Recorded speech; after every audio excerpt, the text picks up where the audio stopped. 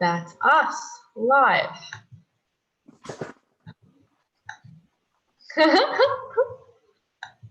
There we go. Welcome, welcome, welcome to another episode of enLIGHTen with Div and Diana. And today we are talking about shame, and more specifically, how it's useful. What's useful. So to tell us more. I'm curious what's in your experience. Cool. And how this topic came about. All right. So working as I do as a stand-up comedian, I say a lot of things on stage. Things that other people would probably not share, I guess you'd say, or like put in a box behind them, however you want to look at it. And instead, not only do I not experience the shame that they have, I actually like actively share the nitty-gritty, embarrassing things that no one ever had to know about on stage. And as such, I get the question a lot, do you have no shame? Oh, okay. So now I understand where this is coming from. Okay. Yeah. Do you have no shame? Yeah. And my bio line that I often have used is queen of oversharing is the other side of this, right? People are like, she shares the things that everyone else wouldn't even tell their best friend. I say it on stage to 100 people, and you've seen my shows. You've seen me joke about the Thunderdome and all the other embarrassing things. And I find it really interesting because there seems to be something that happened in my brain a while ago that I guess other people might not have an experience of, which is it's only ever embarrassing and shameful if you choose to be embarrassed and shamed by it. And I'm not. And sorry. And yeah, there's this thing that I wonder if it's in other people's experience where, yes, sometimes something embarrassing happens and I'm like, oh, I shouldn't have done that. And there is a sense of like shame or like, oh, embarrassment, either one. And rather than going, oh, that's shameful, like put it in a corner, I go, oh, that's shameful. That means some part of my body is rejecting or uncomfortable with the thing that just happened. And I'm going to acknowledge that and use it. And so, you know, when I talk about like having a really stupid bitch fight with, say, one of my parents on stage, I do a great one about me, dad, and the coffee machine. When I talk about that, and yes, it's embarrassing, but it sort of connects everyone at a human level. And I'm no longer ashamed of it because I learned on that particular occasion that if you're incredibly under-resourced, that is not a good time to have a discussion about the correct way to clean something. And so there's no shame anymore because I've taken the shame, gone, yep, that's embarrassing, and actually moved on and learned from it. Does that make sense? Yes. Well, what occurs to me as I hear you say this, I was going to ask, I wonder if that's your strategy to move through the shame. And then I realized, no, when you mentioned the coffee machine, I remember that experience when it was, before it was funny. I remember the experience before it was funny. Pretty sure I called you crying from a beach. and so this is the art of when we rewire something and we recode it, when you release the shame, it was there. There was this, I'm very uncomfortable with what just happened, right? The trigger came up, and then there was the recoding that took place, the rewiring in session. And then after that, it was neutral, no charge anymore. And then you could do what you do best, which is make jokes. And then it just becomes material. And so when people ask the question, do you have no shame? I think it's because they haven't done the work, yeah. Right? So the thing, what I love about what not available to them to find funny. Well, what I absolutely love about what I do, and I mean, I cannot speak to how much I adore the profession I've chosen. Every time I get on stage, despite the fact that I'm regularly reminded by other comedians that there doesn't need to be a moral lesson in everything, and there is, like, all you have to do is make them laugh. There doesn't have to be anything bigger happening. I choose to use my time on stage, whether, you know, you're talking to 5 people or 5,000, it doesn't matter, to model. You know, shit can happen, really embarrassing shit. You can, for some reason, be inspired to talk through your vagina to the guy you're sleeping with and name his genitals and name your own genitals and then be like, Betty wants to know if you had a good time. Like, you can do that and it can be horribly awkward and the guy can be very, very terrified of you. But everybody's done something stupid. And when we That does not sound stupid. That sounds amazing. I named his penis Gerald, and Betty and Gerald had a discussion. It was awesome. We actually used to cover a bunch of the whole safe sex stuff while we were there, and then got into politics. That's when it got weird. Our genitals should not have been discussing politics, but we did. Anyway, when things like that happen, right, and they are embarrassing, it's absolutely so much fun to take all that stuff that I think by society we're sort of told, like, don't show the human, don't show the stupid shit. And I put it front and center on stage and I model, I'm okay with the insane idiot that I am. I'm okay showing up today. I'm covered in paint because I'm partway through painting a laundry. Showing up as I am, a little bit weird, a little bit awkward, confident, but not as confident as, like, all that stuff. Like, bring it. Show up 100% as yourself and give everyone else permission to do it too when you do it. Oh, I love it. That was a good rant. Yeah, it's a good rant. Yeah. So that's why the topic of shame sort of is something that comes up for me. And I think yeah, it's important to remember from my perspective that every feeling, even the really icky, sticky ones that you might want to put in a box, there is something to learn in them. There is something that will come from them if you dive into your personal work, look at what's there. You might find a value you have or a story that you created or something. And when you find that stuff and really, really, like, draw it out, deal with it, to use a really gross metaphor, it's like popping a pimple and getting the crap out. Then you can heal. Yeah. Well, as I'm hearing you talk about this, I'm thinking of one of my favorite writers, comic writer, Augustine Burroughs. David Sedaris, who are you? You were thinking you. You also are on the list, but I didn't know you when I was 17. His book, Running with Scissors, came out when I was 17. Great book. Such a good book, right? So it was new then, and that was right in the middle of my second bout of, like, severe suicide ideation. And I wasn't doing that well in terms of a desire to continue living, and my someone close to me at the time, a dear friend, he bought me that book, and reading that, to see the challenges that Augustine went through in his life, and then how he was able to turn them into this hilarious story, that is the thing that was like, okay, no matter how shit it is for you right now, maybe one day there'll be comedy in this. And I feel like that is something that, on a deeper level for me, that it gave me permission, as you were talking about, giving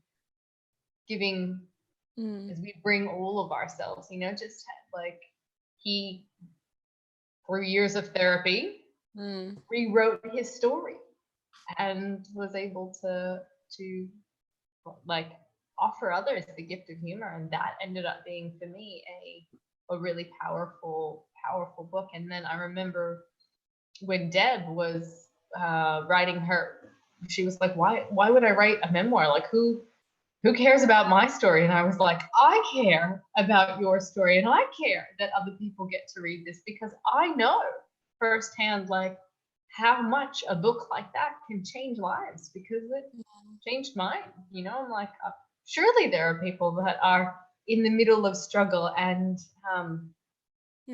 and to see someone that has been through and overcome is inspiring. So the more shameless you be, the more other people get to question, what am I ashamed of?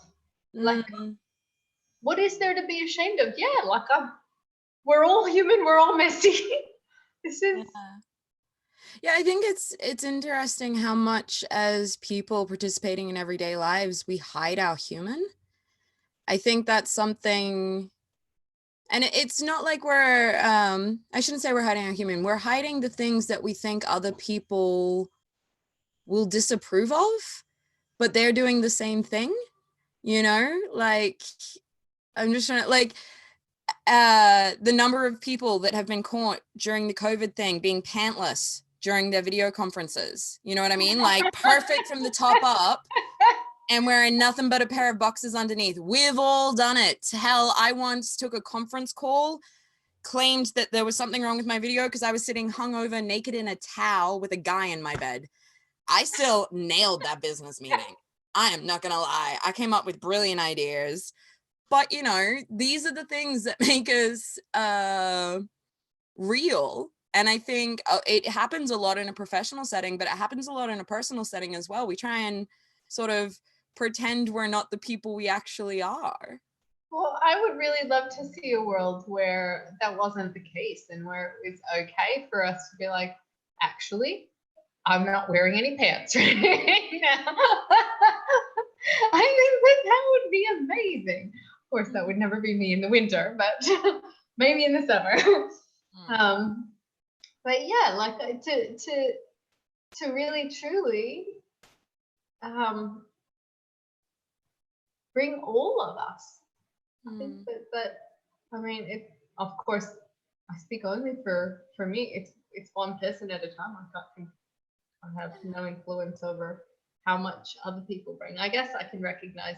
Yesterday I had an opportunity when someone messaged me and asked, how are you? And in that moment, I was a little bit grumpy, and I was gonna write back, I'm grumpy, but I didn't feel like getting into it. So I sent back an emoji of like a person with a rainbow, well, the personalized emoji, me, being like, Tuesday. And I sent that back because I was like, I don't really want to give airtime to my grumpiness at the moment. But that's what was in my experience. So I wonder, so I'm following on to that. Why do we do that? Why do we feel the need to present this kind of, I think it's trained, manicured image of, like, why? I think it's a trained thing. I really do. I think so. I can only speak to my own vague understanding of how this comes about, because I unraveled mine a lot. And to talk to anyone that knows me, you'll know I don't really show up other than 100% myself in any situation nowadays, which can actually be a little bit detrimental sometimes. But, you know, we're finding the balance, and sometimes you got to go a bit the other way. But for me, it had a lot to do with feeling like I was embarrassing my parents as a child when I was loud or raucous or said the actual thought in my head instead of the polite one. So there was a lot of training there. And there's also a lot of, you sort of taught to see yourself through other people's eyes. I know, like, that's something I had a lot when I was younger. Like, it's about how they see you. And so then it became this thing of like, okay, well, what can I present to them that they see me well? Because that's going to somehow make me feel better. Like, that was the false loop I had going. when in actual fact, every single time I did it, every single time I put on something demure and acted like a lady or whatever it was, or bit my tongue, I felt more and more ashamed of myself and what was really happening underneath. But I had been taught, perhaps wrongly, that if I presented this wonderful thing and everyone saw this wonderful thing, then I would feel good about myself. And it actually worked completely the opposite way for me. Well, it works the opposite way for everyone in terms of when we're trained away from our natural way of being, like our intuitive. And in my session this morning, what I worked on was learning how to trust my body, because the what is it, the threads of the Christian ideals of you know, the sins of the flesh and the body can't be trusted, and that sort of thing. So because my task at the moment is to eat intuitively, and then so when there's an instruction that comes for something that I'm like, oh, that doesn't make sense, and I was noticing fear yesterday.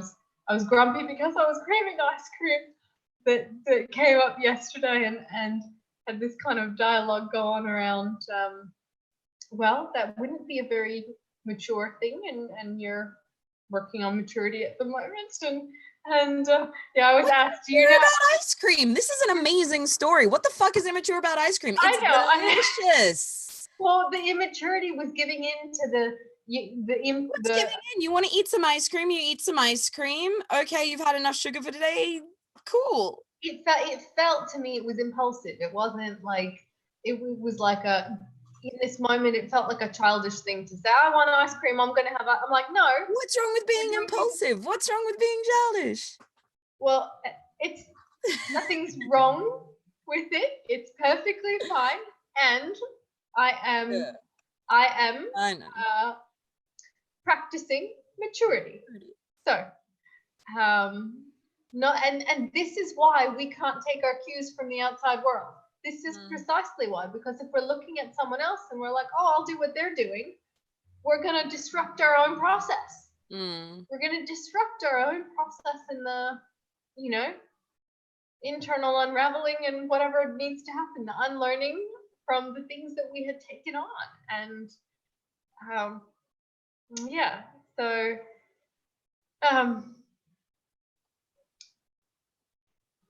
we're each trained by other well-intentioned people. That's important to remember. They had the best intentions. They were just trying to give you the map that helped them. And that's why it's important to be aware for those of us that we can only model how we do us, and then leave it to other people to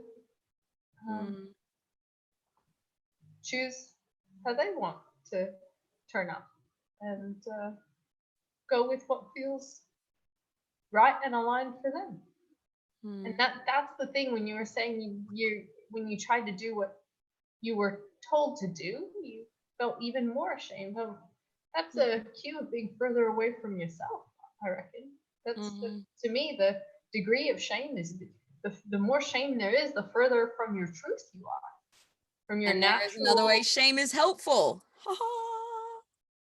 Yeah, well, it's a cue. I'm not living the me that I truly am.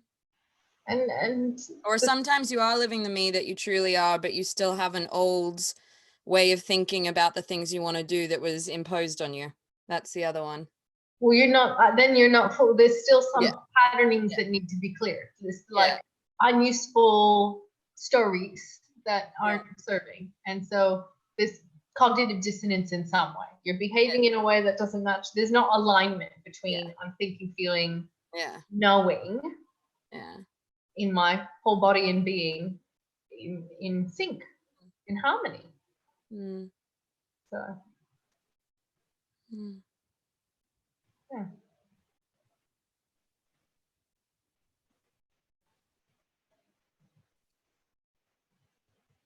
Any more to say about that? Oh, good time. Is that a good place to wrap up today's Yeah. Episode. That's a good place to wrap up today's episode on shame.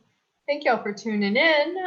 If you have anything you want us to explore we've got tomorrow and then next week, pop some comment, let us know, and Give us topics. Give us topics.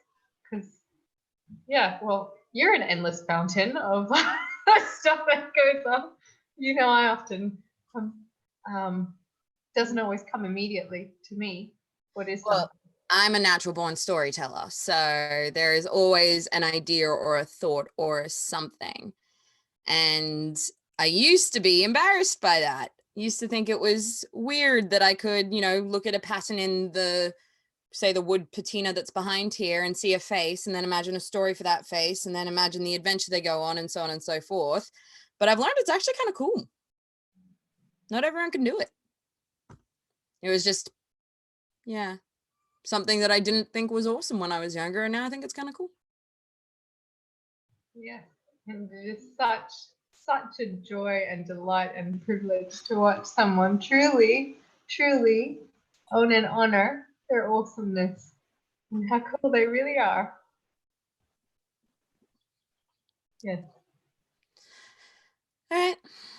Do we have any parting words for our audience? Do you have any parting words? Do I have any parting words? It's okay to feel shame. It is. Just know that it's there showing you that there's something to look at. And if you do your personal work and you do get through it, share that thing and show others the modeling. Do the modeling for them, because I think it's something this world needs a lot more of. A complete acceptance of the wacky, weird, crazy human beings we are. Parting words. Okay. Awesome. Bye for now. Bye for now.